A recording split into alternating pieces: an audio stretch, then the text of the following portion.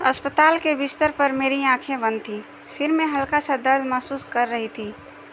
नथनों में हॉस्पिटल की गंध घुसी हुई थी। फिर भी मैं नर्सों के आने जाने और सुशांत, कुणाल और अन्य रिश्तेदारों की स्पष्ट फुसर स्पष्ट महसूस कर रही थी, मानो मीलों दूर से आवाज़ें आ रही हों। कैसी है जया? अपने माथे पर स्नेहिल ठंडा स्पर्श पाकर मैंने आंखें खोली तो सामने मेरी बचपन की सहेली चंदन बैठी हुई थी। मन किया उसके गले से लिपट जाऊं, पर उठ नहीं पाई क्योंकि ग्लूकोज की बोतल लगी हुई थी। भरी आंखों से उसका चेहरा निहारती रह गई थी। तू तो इतनी बहादुर है, सारा जीवन कठिनाइयों में जूझती रही, उन्हें परास्त करती रही। ये तो मामूली सी तकलीफ है। तभी राउंड पर डॉक्टर आए। उन्होंने नर्स से कुछ पूछा, सुशांत और कुणाल से कुछ कहा मीठे स्वर में। मेरी तकलीफ पूछी तो मैं मुस्कुरा दी। कहीं दिमाग में जया की बातें दिमाग में घूम रही थी। तू तो इतनी बहादुर है। मैं 4 बहनों में सबसे बड़ी थी। पापा सचिवालय में क्लर्क थे। बहुत मुश्किल से उन्होंने हम चारों को पढ़ाया था। मुझ पर तो उन्हें खास नाज था। हमेशा कहते, जया तू मेरी बेटी नहीं बेटा है। तुझे मैं इस काबिल बनाऊंगा कि तू मेरी जिम्मेदारियां संभाल सके। माँ का स्वास्थ्य अक्सर खराब रहता। बीमार माँ की परिचर्या और 3 छोटी बहनों की देखभाल करते करते कब मेरा बचपन दफन हो गया पता ही नहीं चला। शाम को जब छोटी बहनें खेलने जाती तो मैं भी बाहर जाने के लिए माँ से बाल सुलभ हठ करती। माँ समझाती, तू खेलने चली जाएगी तो चीनी मुझसे परेशान करेगी। तेरे पापा ऑफिस से लौट आए तब चली जाना। लेकिन थके हारे पापा को पानी पिलाते, चाय नाश्ता देते। शाम का धुंधलक्का चारों तरफ फैल चुका था। पोस्ट ऑफिस का काम हो या बैंक का, केमिस्ट से दवाई लाने का, ये छोटी बहनों के फॉर्म भरने का, सब मैं ही करती। बचपन से ही अपने मन को मारती मारती मैं जैसे पत्थर हो गई थी। धीरे धीरे ज्यों-ज्यों उम्र बढ़ती गई, मेरा मन भी घर में ही रमने लगा। कभी काम नहीं भी होता तो भी बाहर जाने की जैसे इच्छा ही मर गई थी। मन में कोमल भावनाएं न जाने कहाँ लुप्त हो गई थीं। मैं मेधावी छात्रा थी। बीएससी में गणित लिया और प्रथम श्रेणी में पास हुई। मेरी इच्छा एमएससी करके लेक्चर बनने की थी, पर उस समय पापा ने मुझे बीएड करने की सलाह दी। बीएड करते ही मुझे शिक्षिका की नौकरी मिल गई तो पापा बहुत खुश हुए कि अब मेरी बेटी मेरे दुख दूर करेगी। मुझे पापा की सोच पर हैरानी होती, जो बेटी के हाथ पीले करने की चिंता से मुक्त अपने ही कष्टों के बारे में सोचते रहते थे।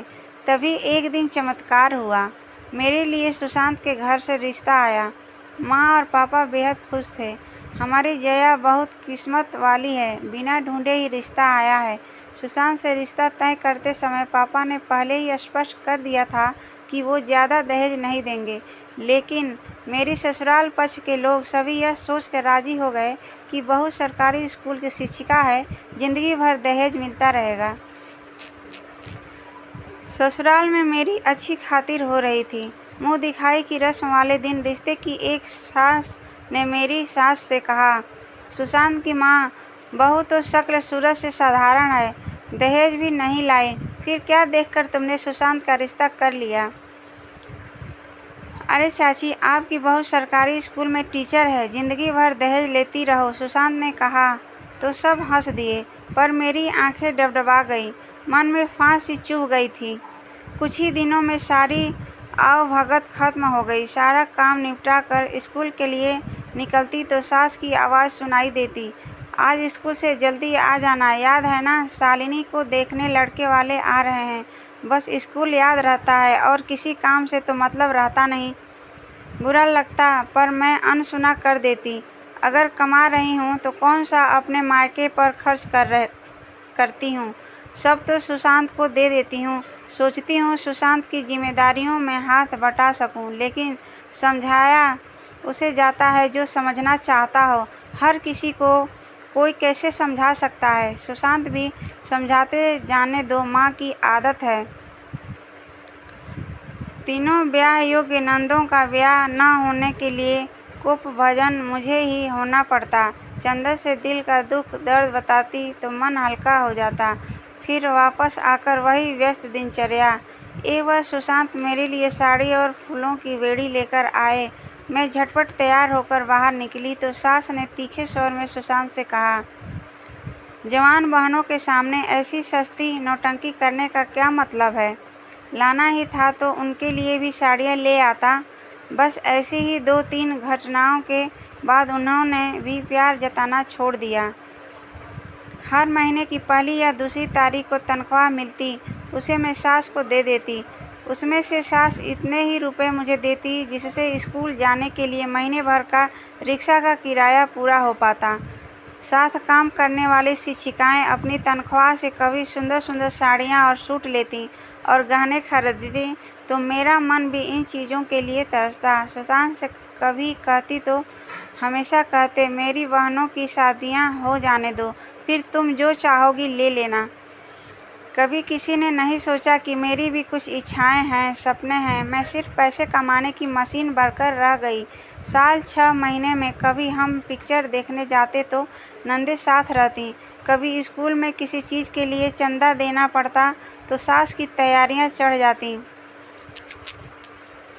समय के अंतराल के साथ तीनों नंदों का विवाह हो गया। नंदों के ब्याह की जिम्मेदारियों से मुक्त हुए तो हमने परिवार बढ़ाने के विषय में सोचना शुरू किया। 6 साल बाद कुणाल का जन्म हुआ तो सबकी खुशी का ठिकाना न रहा। नामकरण का फंक्शन धूमधाम से मनाने के लिए मैंने और सुशांत ने कर्ज ले लिया था। मेरे मायके से भी सभी रिश्तेदार जमा हुए थे। हमेशा की तरह लेन देन के मामले को लेकर फुसर फुसर होती रही। मेरे मायके वालों के जाते ही सुशांत मुझ पर बरस पड़े। तुम्हारे पापा को जरा भी समझ नहीं है, इतने दिनों बाद हमारे घर बच्चा हुआ है और इतने सस्ते में टरका दिया। अपमान से जड़ हुई मैं कुणाल को छाती से चिपकाए धर धर कांपती रह गई। उसी रात को इनका रूप फिर से एकदम ही बदल गया। बड़े मीठे स्वर में इन्होंने कहा, सुनो अम्मा कह रही है, सिर्फ कपड़े देने के कारण तीनों बहनोइयों के मुंह फूले हुए हैं। कल तुम अपने अकाउंट से रुपए निकाल लाना, तीनों के लिए कान के बूंदे लेने होंगे। मैंने हाँ तो कह दिया, पर पूरी रात मेरी आंखें छलछलाती रहीं। शादी के बाद कई बार मन किया कोई छोटी सी चीज़ लेने का, पर अपने ऊपर कभी खर्च कर ही नहीं पाई। फिर अगले वर्ष स्वाति आ गई, खर्चे और भी बढ़ते गए। समय गुजरता ही गया, बच्चे जवान हो गए। अम्मा को कुणाल और स्वाति की शादी का बड़ा शौक था, पर दुर्भाग्यवश वो ये दिन देखने से पहले ही स्वर्गवासी हो गईं। स्वाति की शादी हमने एक इंजीनियर से कर दी। खासा दहेज देना पड़ा, पर लायक दामाद पाकर हम निहाल थे। कुणाल पढ़ने में होशियार नहीं था, उसकी संगत भी बुरी थी। सबने सलाह दी उसकी शादी कर दो तो सही राह पर आ जाएगा। बचपन से ही कुणाल ने इस घर में मेरा अपमान होते देखा था, इसलिए उसके स्वभाव में माँ का आदर जैसी कोई भावना थी ही नहीं। बहू के जाने के बाद उसे ज़्यादा पैसों की ज़रूरत पड़ने लगी। सुशांत उसे बार बार पैसे मांगने की उसकी हिम्मत नहीं पड़ती थी, इसलिए वो मेरे पीछे पड़ा रहता था। मैं कभी समझाने की कोशिश भी करती तो पैर पटकता हुआ चला जाता। मुझे तो अपमान का घूंट पीने की आदत ही पड़ गई थी, चुपचाप पैसे दे देती। इधर कुछ दिनों से मुझे सिर दर्द, चक्कर आने की शिकायत रहने लगी थी। डॉक्टर ने उक्त रक्तचाप की बीमारी बताई, खान पान में परहेज और किसी किस्म का तनाव न लेने की सलाह दी। लेकिन मेरे जीवन में तो तनाव ही तनाव था। मन में आया क्यों न नौकरी से इस्तीफ़ा दे दूं, स्वास्थ्य लाभ होगा। वैसे भी अब फर्ज तो सारे उतर ही गए थे, बस उचित समय की प्रतीक्षा कर रही थी। एक दिन हम सब खाना खा रहे, मैंने अपने मन की बात कह दी। मैं नौकरी करते करते थक गई हूँ, अब तो बहू तू जल्दी से मुझे एक पोता दे दे, मैं नौकरी से इस्तीफ़ा देकर उसके साथ खेलूँगी। मुझे ऐसा लगा मेरी इस बात से सब खुश होंगे, क्योंकि मेरे स्वास्थ्य को लेकर सभी चिंतित रहते थे। पर सुशांत और कुणाल की आंखें विस्फारित हो गईं। क्या मम्मी तुम जॉब छोड़ दोगी? इतने आराम की नौकरी है, तुम्हारी इतनी अच्छी तनख्वाह है, फिर अभी तो तुम्हारे रिटायर होने में अभी 4 वर्ष और हैं। फिर सुना है सरकार शिक्षकों के रिटायरमेंट की उम्र 60 से बढ़ाकर 62 वर्ष करने जा रही है। आजकल तो लोग रिटायर होने के बाद भी कोई न कोई काम करते रहते हैं, और तुम ये कैसी बातें कर रही हो? मैं कुणाल के स्वार्थी स्वभाव को देखकर दंग रह गई। इस उम्र तक माँ शरीर खींच खींच कर काम करे, रिटायर होने के बाद भी काम करने की सोचे, और जवान लड़का जिसे काम करना चाहिए माँ बाप के भरोसे ही बैठा रहे। आए दिन कुणाल अपने लिए कोई ना कोई बिजनेस शुरू करने की योजनाएं बनाता। अंत में हमने उसके लिए एक बिजली के सामान की दुकान खुलवा देने की सोची।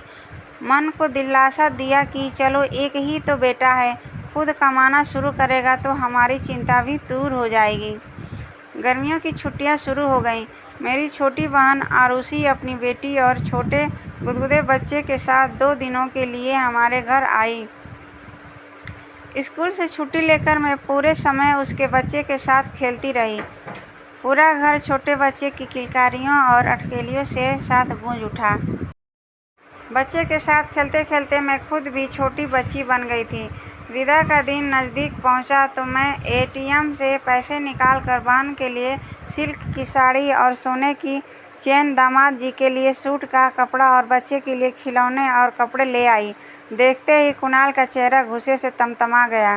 सुशांत को भी अच्छा नहीं लगा होगा, ये तो मैं उनके हाव भाव और मुख मुद्रा देखकर पहचान गई थी। आरुषि के जाते ही कुणाल बरस पड़ा। माँ, तुम्हें पता भी है अभी दुकान के लिए कितने पैसे चाहिए? इन लोगों पर इस तरह पैसे लुटाने की क्या ज़रूरत थी? आखिर चाहती क्या हो तुम?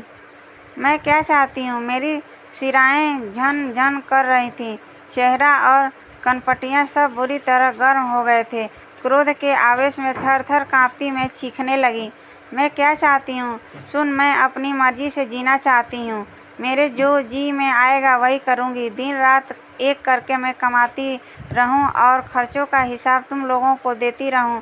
जो जी में आएगा वही करूँगी। तू होता कौन है मुझसे हिसाब लेने वाला? मेरी आवाज़ लड़खड़ाने लगी और सीने में तीव्र पीड़ा का एहसास होने लगा। डाइनिंग टेबल पकड़कर खड़े होने की कोशिश की तो लड़खड़ा कर मैं फर्श पर ढह गई। होश आया तो मैं अस्पताल में थी। इन्हीं सोचों में डूबी हुई न जाने मैं कब सो गई। जब आंखें खुली तो सुबह हो चुकी थी। सुशांत खिड़की के पर्दे खिसका रहे थे। मुझे जगा हुआ देखकर वो मेरे पास आकर बैठ गए। मेरी हथेली को अपने हाथों में दबाकर पूछा, जया, अब कैसा लग रहा है? मैंने धीरे से उन्हें आश्वस्त किया, चिंता न करें, अब मैं ठीक हूँ। सुशांत की आंखें नम हो आई थीं। बोले, जया, मुझे क्षमा कर दो।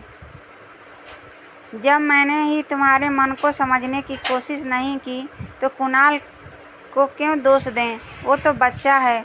तुम इस परिवार के लिए सारा जीवन अपनी इच्छाओं की आहुति देती रही और मैंने तुम्हारी भावनाओं और संवेदनाओं को समझने तक की कोशिश नहीं की। मैं बीता हुआ समय तो नहीं लौटा सकता, पर तुम्हें यकीन दिलाता हूँ कि अपने जीवन का सांध्य काल तुम अपनी इच्छानुसार जी सकोगी। मेरी आँखों की कोर से टप टप आंसू बह निकले, जो निश्चित रूप से मेरे सुखद भविष्य का संदेश दे रहे थे।